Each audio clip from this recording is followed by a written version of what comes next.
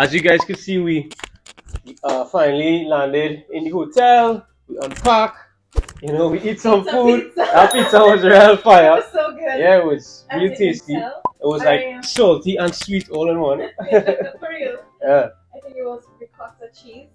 Yeah, I ain't know Really all that vibes, but Yeah. it was real good. Let me know if you like ricotta cheese because What was the black sauce? I don't know.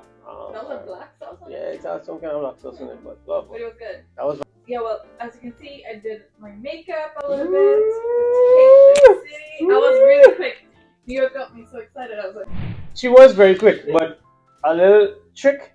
She do about a quarter of it home first. wow. You know, Yeah, routine. before she laid the groundwork. Having And then, lash extensions help. It saves you big time. Facts. That's the only reason why I do it. Major key. Major key. But yeah. I'm excited to just be back in New York City, walking on the streets, like reminiscing about when I was living here and I was a young girl, I would say, like a young adult. And I'll show you some pictures. Lou probably gonna be like, nah, don't show that, but you gotta see young Lou in the streets, 18-year-old Lou running around New York, you know, yeah, like a little dreams, kid. Really big dreams, wondering who's gonna be my man in my life. What am I gonna do? Just walk around in the street. Nah, yeah, it's actually It's crazy. the simple things that is fun that we enjoy doing together. And funny enough, like our personalities, as we grew, as we evolved, our personalities are a lot more low-key and relaxed. Yeah. And you know, it might not seem like that, like so. And so, like New York sometimes can feel really intense for us, you know, like just the atmosphere and the, you know, like just even the personality, like you know, you walking onto the plane and like people are just different in New York. Yeah. They're a lot more intense there. Very intense. Yeah. Nick, It's not that serious. like in the taxi, I was like, Nick, feeling overwhelmed. Like it's so much things going on. I kind of forgot how it is. Yeah. Like, the fast pace. It's fun, but like I don't think I could do it today. I don't think I could live in New York. Yeah, like anymore. like if somebody wants to overtake me on the, you know, walking down the street or overtake me on the plane, like go ahead. Like I'm just my pace. It's much slower, much more relaxed. We're much more like we just like to take things as they go. You know, we like to focus on our goals. You know, like we're really ambitious. We have things we want to accomplish. But in terms of like everyday life, we love to just like one step at a time, nice, easy. And New York is not really that space. New York is not that speed. As we've gotten older, and I am finally realizing, because he knew before me, he's like, New York is not for me. I kind of know that now. Like, I'm getting it. Yeah. But I still love New York to come here. For sure. Be a tourist. And to be honest, New York always gives me that that feeling inside, like a fuzzy feeling, almost like a little boy. Because I remember, I think New York was the first actual real huge city that I ever saw. Exactly, like the first like massive city with like skyscrapers and all this stuff coming from the Caribbean, coming from Trinidad.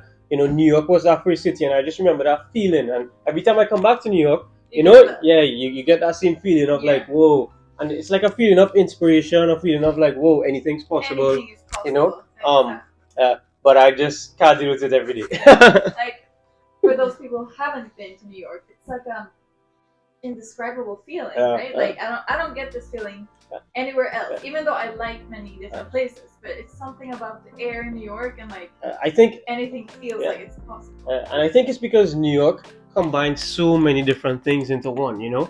It's a city that has like amazing summers, harsh winters. It's very diverse. There's like people from Europe, all over the world, people from South America, the Caribbean, people from Africa, Middle East. You know, everyone is in New York. And then you get that sense of visuals, like the fashion, the way people dress. You get like a wide range, you know? It's not like you go to some cities and everyone looks the same, or you know, everyone has the same style. New York is just like it's almost like some like the most outgoing people from all over the world. They just come to New York, you know, and they are like the movers, the shakers. And I guess, you know, when they come here, they mean business, so they don't have no time to, you know, to wait on me to get off the plane. They're like, yo. It's intimidating for me as a Swede. Yeah. Very careful, shy, or like not as outgoing. Exactly. We're not go-getters like that. We're not raised. It's something called jantelagen. Exactly. and it's like everyone should just be on the same. Everyone should be equal and the same. So we're not like naturally go-getters. Here, everyone is. So you really have to fight. I had to grow up here. Like New York really. No, you did. I remember when you moved here, and I was like, me to grow up. Yeah. Different girl, boy. But she looking good though. But I also remember the struggle times, like for me, which is humbling. I think we all go through this in life, but like I didn't have much. Like, that's crazy. Because I remember when we first started dating, also like you used to send me pics of like the place that you were living in, and like it's very different from like in LA or in Miami, like in New York, like her place was so small. It's like a and she was so stressed. And I still felt like New York is my dream. Exactly. Place, and I just wanted to pursue my dream. Exactly. So I was like, but that's a struggle. And you remember the time when you started crying because the rats run outside, and she started crying and she called me. I'm like, why are you calling me? What can I do? I can't help you, but she needed some moral support. Yeah. She's like, and she's crying like hysterical. The rat is there. The funny thing, like, what do you do? I did the same thing to my mom one time. Actually, like the first week when I moved to New York, I stayed by this older lady. She was Puerto Rican in like uptown Manhattan. Yeah. That was not what I was expecting. Yeah. To come to exactly, seeing the movies of New York. Yeah. And then I called my mom because I woke up in the middle of the night and I woke up and I see a roach on the curtain. And that's actually the first time I saw a roach in my life. I'm not lying. Yeah. Because in Sweden, they're not that common. Actually, I've seen rats, but I haven't really seen roaches in Sweden. I had never seen. Oh yeah. You know, at least in my city. I don't know. Them sheltered. Or whatever. Yeah. So hashtag big up the Orebro people. Orebro. Exactly. But yeah, I called my mom. I'm like, Mom, please help me. And she's like, what can I do? I'm in Sweden. So yeah. The Puerto Rican lady came and she did New York. with her broom. Yeah.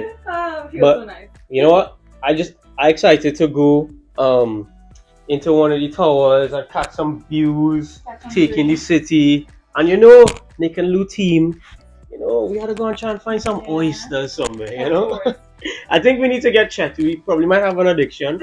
I'd be Googling. We have to go get checked. Sometimes I'd be Googling like, how much oysters are you allowed to eat in 1 week? I did that too. I'm like, is it dangerous to eat? But oysters is a vibe. But yeah, that's gonna be fun to do together because that's something I could never do when I was a student. Obviously, you know how much money you have as a student, not much. And so yeah, I could never do those things. To just go out to eat and do. You have to go with the promoters, whatever. If you wanted to go out. Lou used to be going and hitting up the promoters and getting some free meals out there. A lot of free dinners, which is good, girl. Wow. Yeah, that's good. Yes. Live life a little bit, but you can't hate, can't knock the hustle, Yeah, so I'm excited to go and do it with you. Yeah, I mean that's one thing that I admire a lot about Lou. The fact that, coming from a country like Sweden where, to be honest, a lot of things are almost laid out for you. As far as, the bare minimum. She has a lot of things organized in Sweden. They take care of their people really well.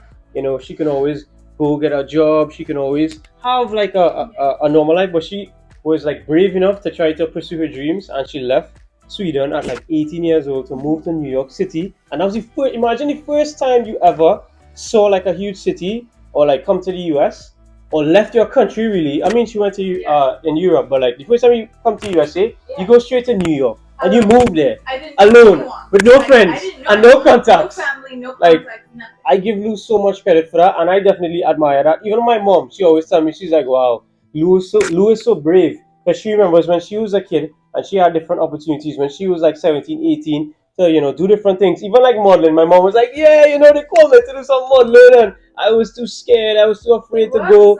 And I have to give Lou credit for that, being a teenager, not having any contacts. You think about Caribbean people, we have a lot of friends and contacts. I feel like every Caribbean person has friends and contacts in New York, but you didn't really have much, and that's insane. That's extremely brave, and that shaped, and those experiences shaped your entire life. So. And let me tell you, New York humbled me really quick. Like, I was like, alright, this is not like the movies.